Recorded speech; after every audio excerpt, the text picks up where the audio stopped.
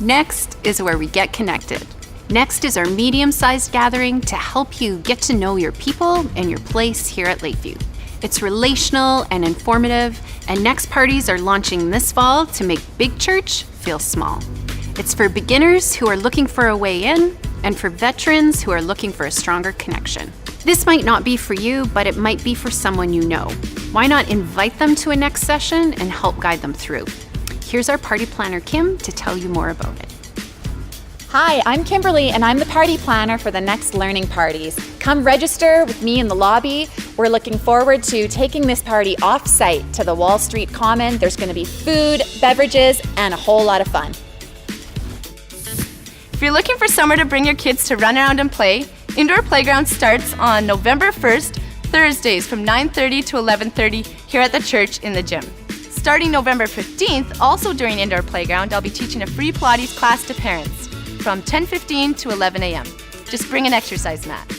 So your kids can run around and play with their friends, you can visit with other parents, maybe grab a coffee, even do some Pilates. What more could you want? Other than a full night's sleep and your sanity, which you are not allowed to have if your kids are young enough for Indoor Playground. Kidding aside, come spend some time with other parents as we embrace this fun stage together. I hope to see you there. Guess what, everyone? It's that time of year again. Christmas choir! I hope to see you out for our first rehearsal on Tuesday, November 13th at 7 p.m. in the Lakeview Theatre. We'll be rehearsing every Tuesday until we sing for our Christmas Eve services. And we're also singing Sunday, December 2nd. So you don't want to miss this. For more information, contact choir@lakeviewchurch.com. Hope to see you out Tuesday, November 13th. When it comes to the topic of giving, especially in church, it can be a bit of a touchy subject and maybe even a little bit confusing. Even the terms or understanding around it can be difficult. Is it called an offering, or tithes, or alms, or is it called something else? Do I owe God something? Do I owe a percentage of my paycheck, or my net worth, or my time, or is it something else entirely?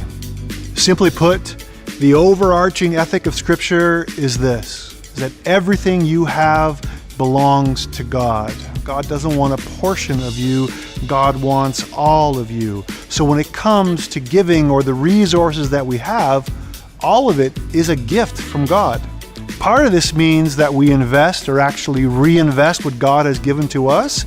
And the bigger meaning there is that we're actually worshiping when we give everything we have, including our finances, back to God. So I think God's secret plan in all this is to move us from being consumers to contributors, to move us away from just being greedy and hanging on to everything, to being absolutely generous, again, with the resources that don't even belong to us. They're resources that we are stewarding on God's behalf. So to help us unpack this truth a little bit further, here are some real life stories from people who are part of Lakeview Church. Hi, my name is Mike Diobald. The reason my wife Leanne and I give is really just flows out of what we believe. We believe in Jesus, we believe that He can save lives and impact lives, and we believe in this Lakeview community. We believe in what we're doing here in our mission and to join God in the renewal of things, and we believe that's the way we can do that, in joining Him. Leanne and I have been married for 16 years, and we've always given. It started probably less intentional, just we kind of decided week by week what we were going to do. And now, and for the last number of years, it's been much more intentional.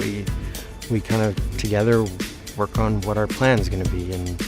And so we've started to do that with our kids, where they have some money now and from little chores that they do and things like that. And so we teach them that the first thing you do with that is you give to God. And we talk about what that looks like, and it's neat to see that sometimes they come and they say, you know what, I don't think it's enough, I want to give more. And that makes us continually look at, what are we doing? Are we giving just what's comfortable, or are we giving because this is the amount, or this is what we feel God's calling us to do? So what kind of comes from that is just conversation with our kids. We kind of work through it together, and it helps with talking to our kids about money, but it also opens up doors to talk to our kids about God. And when you give to God and you give to your church, what happens to that? What does the church do with it? And how does it get used? How does it help people? And I think our kids get interested in that, and they get excited to see that, okay, if I give to the church, that helps with everything that the church is doing, and it helps with the programming and reaching people and helping people. I think what I'd say to people who are maybe unsure about giving or are thinking giving away money can be scary is that I think it can be. And I think the part that we've found encouraging is to be intentional about it, to have a plan, to think about it and pray about it and discuss it as a family.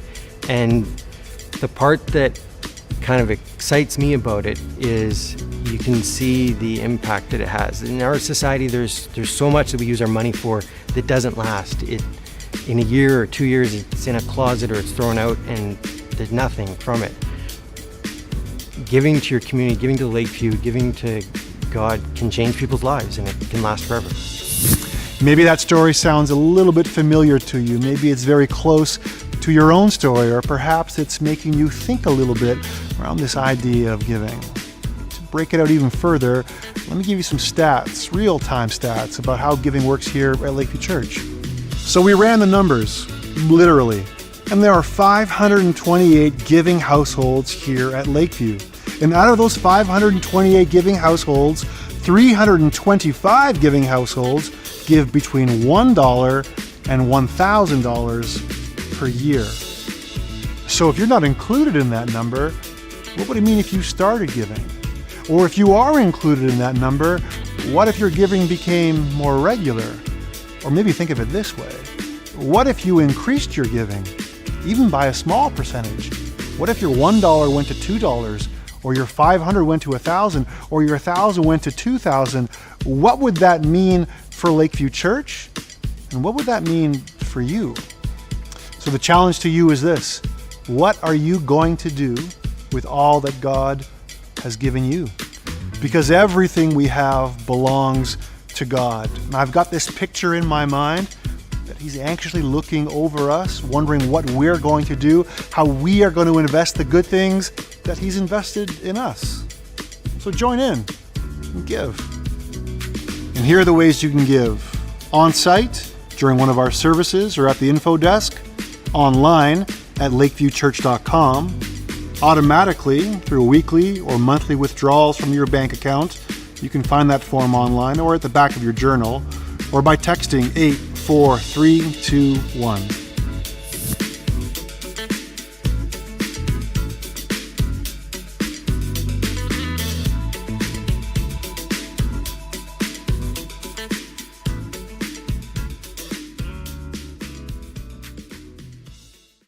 So this morning, if you have been tracking with us thus far, you know that the book of Judges has been a challenging book to get through so far. But I also know that it's brought up some great conversations in your home churches and amongst your friends and over some email even with me, and it's been great. And one of the best things about a series like this and texts that are challenging like this is that it makes you own your convictions, sort of fight for what you believe in, but it also opens a door and it leaves you room to learn and grow in areas that are new to you, because it reminds us all that we don't know everything there is to know about everything. And one of the beautiful things about Lakeview Church is that's actually one of our values here, because we are a pretty eclectic group of people. We come from all walks of life, all variety of faith backgrounds and Christian experiences. And the neat part is that we don't all have to agree on every single last detail to be in community and to be on mission with God together. So you need to know that that is something very special. And I'm thankful for it, and I hope that you're thankful too. So with that in mind, we continue this morning into chapter 8 of Judges, and I'm going to invite you today to go beyond a surface understanding or reading of this next chapter, because we're going to jump back into the story of Gideon, and it's going to get a little bit hairy again, because Gideon has just come off some great successes, and now he's going to move into a series of huge failures. And I want you to make note of something here, that just because Gideon and his story is in the Bible, it doesn't necessarily make him a role model. So as we roll into the last part of his story, maybe a thoughtful approach for us wouldn't be, well, how can I be like Gideon? More it can be, what's God actually doing here? What sort of comes to the surface? What does this story reveal about who God is? And then maybe from there, where do I find myself in this story? What are the good parts and the bad parts of me that actually line up with the good parts and the bad parts of Gideon? So today, with all that in mind, we're going to talk about revenge. We're going to talk about legacies, and I want to set that all up by talking about how you and I can reimagine failure. And let's start here. Let's wind back the clock. It's the first Monday in September. Monday is my day off, and everybody is out of the house, so I'm here alone, and I can lay in bed as long as I want to lay in bed. So I wake up on that morning and I do something very stupid. I take my phone and I open my email. Mistake. First thing in the morning, day off, mistake. And the very first email in my inbox that day was from Google. And I usually get reports from Google every month about the performance of our lakeviewchurch.com website. Awesome. But this note from Google was a little bit different. This was a report that was saying that somebody had rated Lakeview Church, and they gave us 3 out of 5 stars. Right? So right away, I sit up out of bed, and I'm upset. What has happened here? What went wrong? Who preached on this last Sunday? It was probably like Kurt or Allison. Definitely not me. Wait a second, was it me? I look back at the schedule, and I'm getting hangry, and then all of a sudden it hits me. If one person has left less than a perfect review, has anybody else done the same thing? So I go into our file, and I open it up, and I scroll down 2 3 stars and 1 1-star review. And I'm starting to lose my mind here. Because what I do is I take these people's names, and I start Googling them. I want to find their Facebook profiles. Who are these people that dare leave these kinds of ratings? I want to talk to them. What happened? And then I go even to a darker place where I'm like, how can I hide this stuff? I don't want anyone to see this. Is there a phone number I can call at Google to get these ratings taken down? Or can I talk to these people and ask them maybe adjust their ratings? Maybe bump it up just a little bit? And that can be one way that you and I deal with failure, with bad reviews, with mistakes. We want to say, I don't want anyone to see this. I feel so weird that this is all in public. But maybe that's not the best way to approach it. Maybe consider a different approach. I've got some buddies who started a brewery in southwestern Ontario 2 or 3 years ago, and they just did something pretty amazing, I think. They actually went on to their Google ratings, and they picked up the very worst reviews they've ever received, and they printed those reviews out, movie poster size, they framed them, and they hung them on the walls in their pub so that everyone could see how bad that they had done. And they posted reviews like this. Ken gives it 1 out of 5 stars. He says, now try making one that actually tastes good. Okay, Ken, yeah, all right, I get that. Megan, 1 out of 5 stars, says, none of the bands play covers. I'm sorry, were you hoping for some Def Leppard or Bon Jovi or something that wasn't happening for you? And then this guy here, Travis, didn't like it. I like what I like for beer. I don't want a beer that tastes like flowers or orange peels. I don't like potpourri. I think he means potpourri. He's got a refined palate. I get it. And last but not least, heard it was a good bar, but they didn't even have Bud Light. Don't waste your time. Nothing like a warm Bud Light to start your day. Anyways, so you can see how there's a difference. Where someone like me reacts and says, oh my gosh, someone has seen the mistakes we've made. How can we sort of disguise that or hide it? And then others say, I'm going to own that failure. Yeah, I get it. Maybe we didn't do right. Maybe we didn't please others. Maybe we failed and made a mistake. But that's okay. Let's own it. So with all that in mind this morning, I want you to pay attention how Judges does not make excuses or doesn't cover up any of Gideon's failures. And if we look at the big picture, the Bible preserves God's redemption story without erasing any of the flaws of its heroes. So maybe the question we need to ask ourselves this morning as we get into this text is this: what do we do with our failures? Are you the kind of person that wants to hide their failures? Are you the kind of person that wants to defend their failures? Or are you the kind of person that owns his or her failures. Because maybe what we need to do in this next step is to reimagine how we deal with our failures and how we deal with the failures of others. And that's exactly where I want to pick up Gideon's story this week. Leading up to this, God had granted Gideon a fantastic victory in battle with only 300 men. So you would think, after Gideon having this amazing experience, that would just set his life on a course for success, but it doesn't. So the story continues like this: that Gideon and his 300 arrived at the Jordan and crossed over. They were bone tired, but still pressing the pursuit. He asked the men of Sukkoth, "Please give me some loaves of bread for my troops and I have with me. They're worn out, and I am," that's really important, we're going to get back to that, "on the trail of Zebah and Zalmunna, the Midianite kings."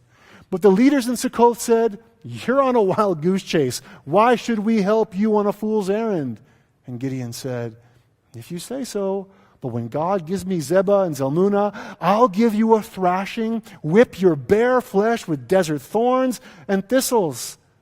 And he went from there to Peniel and made the same request. The men of Peniel, like the men of Sukkoth, also refused. And Gideon told them, "When I return safe and sound, I'll demolish this tower." Gideon, son of Joash, returned from the battle by way of Harry's Pass. He captured a young man from Sukkoth and asked him questions. The young man wrote down the names of the officials and leaders of Sukkoth, 77 men. And then Gideon went to the men of Sukkoth and said, "Here are the wild geese, Zebah and Zalmunna, that you said I'd never catch. You wouldn't give so much as a scrap of bread to my worn-out men. You taunted us, saying that we were on a fool's errand." And then he took the 77 leaders of Sukkoth and thrashed them with desert thorns and thistles, and he demolished the tower of Peniel and killed the men of the city. There's a few things worth noticing here in this episode. When Gideon says, "I am in pursuit," it's actually a tip-off to the reader. The structure in the Hebrew language emphasizes the word I and I am, so it actually sounds like this: I am. So it's through gritted teeth and flared nostrils and veins bulging out of his neck. He's saying, I am. So something has changed with Gideon. In the preceding battle, he's following on through on what God is asking him to do to deliver his people, but that's not what's happening here in this next episode. Gideon is now taking matters out of God's hands into his own hands, and his motivation has changed from, I'm going to do what I believe God is calling me to do, to I'm going to take matters into my own hands because I have a score to settle. He's gone from, I'm on mission with God, to I'm going to get even with those who have crossed me. He's gone from building an altar in chapter 6 that he calls the Lord is peace, to rolling up his sleeves and saying, the piper needs to be paid. So Gideon's vendetta overpowers his submission to God. And we later find out it's a vendetta because in the next verses, we find out that these two kings that he's chasing, these aren't enemies of Yahweh, but these are actually two guys who killed his brothers. And then the fury that he unleashes on his own countrymen who refuse to feed him bread or feed into his folly, it's totally uncalled for. The reason he does it is because he wants to teach them a lesson. And what's the lesson? The lesson is, you crossed me and you're not going to get away with it because I am a powerful man and you're not going to mess with me ever again. And all the while, there is no indication that Gideon's behavior here is divinely directed.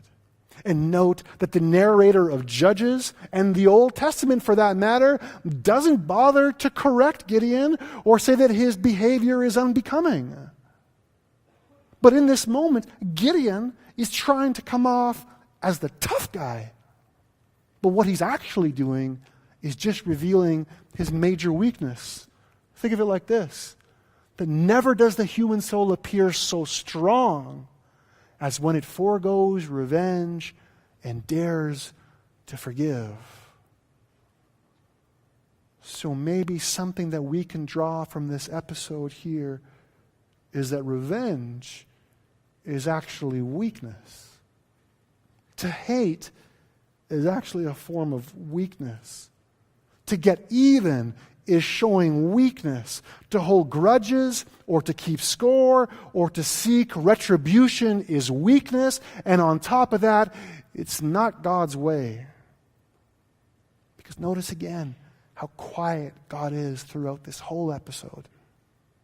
Gideon acts the way he's going to act, and God doesn't say a thing.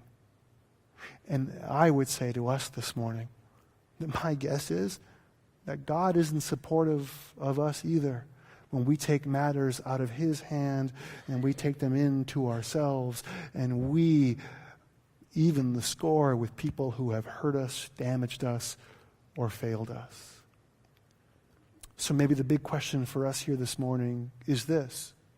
If you're in a place today where someone has harmed you or harmed someone that you love, someone has made you so angry and you feel like you want to get them back for what they've done to you, what's your posture there? Is it a posture of, I'm going to try to make everything right? Or is it a posture of, I am strong and powerful and you can't do that to me and I'm going to show you why? Are your nostrils flaring? Are you gritting your teeth? Are your veins bulging? Are you showing power in that moment? Are you trying to take control of that situation? And if that is your posture, then maybe the next question for you is this. What's the motivation behind that? Are you motivated by revenge? Do you want to get even? Are you trying to teach that person a lesson? And if that's your approach, the next question is this. Is God in that? Is God behind that? Is this actually what it means to be on mission with God, to renew and restore all things? So take your story and take Gideon's story and track them together here for a moment. Remember how Gideon started, where God shows him so much patience because he was full of fear and he lacked faith. But God was with him, and he looked after him. He passed on all these good things to him. But Gideon failed to pass those things on to others. So maybe the bottom line here for us this morning is this. Will you pass on the grace and the mercy and forgiveness that God has passed on to you? Will you pass it down the line, or does it stop with you? That's kind of heavy. And I want that to sit and settle for a moment as we move into the next part of the story, because there's more to be told. Because after Gideon has this great conquest, after Gideon enacts revenge, he turns his men around and he heads back for his hometown. And when he arrives, he receives a hero's welcome. And the Israelites said, "Rule over us, you and your son and your grandson, and you have saved us from Midian's tyranny." And Gideon said, "I most certainly will not rule over you, nor will my son. God will reign over you." And then Gideon said, "But I do have one request. Give me, each of you, an earring that you took as plunder." Ishmaelites wore gold earrings, and the men all had their pockets full of them. And they said, "Of course, they're yours." And they spread out a blanket, and each of them threw his plundered earrings on it. And the gold earrings that Gideon had asked for weighed about 43 pounds. And that didn't include the crescents and pendants, the purple robes worn by the Midianite kings, and the ornaments hung around the necks of their camels. And Gideon made the gold into a special ephod and put it on display in his hometown, Ophrah. And Israelites, they prostituted itself there. And Gideon and his family, too, were seduced by it. And Gideon was hardly cold in the tomb when the people of Israel had taken off track, were prostituting themselves to Baal. They made Baal their god. And the people of Israel forgot all about God, their God, who had saved them from all their enemies, who had hemmed them in. And they didn't keep faith with the family of Gideon, honoring all the good that he had done for Israel. So what's going on here? Gideon returns from battle. And at first sight, you think that maybe somehow on the walk back home, he's got his head screwed on straight. Because he walks into this hero's welcome, and they want to make him king. And he says, whoa, whoa, whoa, I'm not going to be your king. I can't be your ruler. You only have one ruler, and that's God. He's the one that's going to look after you, not me. So good start, right? But then right there in that moment, in that exact place, is where maybe he should have filled in some of the blanks for the people. To tell them exactly what happened while he was out on his conquest, how things actually played out. Because how they actually played out, it wasn't Gideon and his 300 men who defeated these other armies. No, that victory is made possible because of God. This was actually God's victory and not Gideon's victory. This was God's activity, not Gideon's activity. That's the real story here. But Gideon does this nice little redaction job on that brief there, and he allows the people to believe whatever they want to believe. And essentially what he's done is he's changed the story from God won to I won, from making God the hero to making himself the hero. But before we get on Gideon's case, we got to admit it, right? You and I do the same things. We curate our lives. We tell certain parts of our stories that make us look pretty great. You unsure about that? Has anyone ever heard of Facebook? Anyone ever have the internet at home? Yeah? Like you've seen that before, right? Look how amazing my food was. Look how amazing my workout was. I'm really sweaty. Look how amazing my kids are. Look at my life. It's so great. And then we leave out all the hard parts, the difficult parts, because we don't want to show that, because that doesn't make us look as good. We edit our stories to make them say what we want them to say. Maybe you've seen this before. Have you ever heard of blackout poetry? Where people actually take clippings from the newspaper and a big fat marker, and they'll scratch out the majority of the words and then just leave some words to create a poem to change what the article is saying. Maybe you've seen them online. If not, there's stuff like this, right? Birthday cake, understood and filled me. Yeah, I know what you're talking about. Been there. Or this one, there is room in our tiny house to live this life in honesty and passion. That's very sweet. I like that. Or this one's pretty honest. This year, we tried to keep alive with friends and take out Chinese food and television. I get it. I understand. I have also been there. So with this blackout poetry, you pick and choose what you want to say, and you've got these selective omissions. And these poems, or the artists who are writing these poems, are actually making the original articles say something that they never said in the first place. And in a way, Gideon is testing his hand at blackout poetry when he deletes the part of the story that makes him seem less great. And even when he says things out loud like, no, don't make me king. I shouldn't be your king. God is your king. He might say that out loud, but unofficially, he lives like a king anyways. If you look at the whole of his story, it says that he took on 70 wives. Why did he take on 70 wives? It's for more than just sex. This is about status. What kind of people take on that many wives in that time? Kings do. And then there's another detail in the story that says that he had many, many sons. Why that detail? Why had many, many sons? Because he's securing his dynasty. That is something that kings do. And side note again, notice how the narrator in Judges doesn't feel the need to tidy this up for us. He just tells us how the rest of the story plays out. And he says, if that's the way you want to live, look at where that kind of life ends. So Gideon redacts the part of the story where God is in the victory. He takes credit for himself. He officially declines being a king, but he decides to live like one anyway. And then what he does towards the end is take the gold that they have plundered and he reshapes it into an ephod. An ephod is an article of clothing that the high priest would wear, and it had two symbolic functions. One was to remind the priests that they were the intermediary between God and the people of Israel, and then it was also used as a tool to help discern what God's will was. And we talked about that quite at length during our Leviticus series, so I won't get into it this morning, but if you want to check it out, it is there online. So Gideon puts this together, but the odd move here is this, is that this ephod wasn't made for or worn by a priest. Instead, it was made for something or somebody else to wear.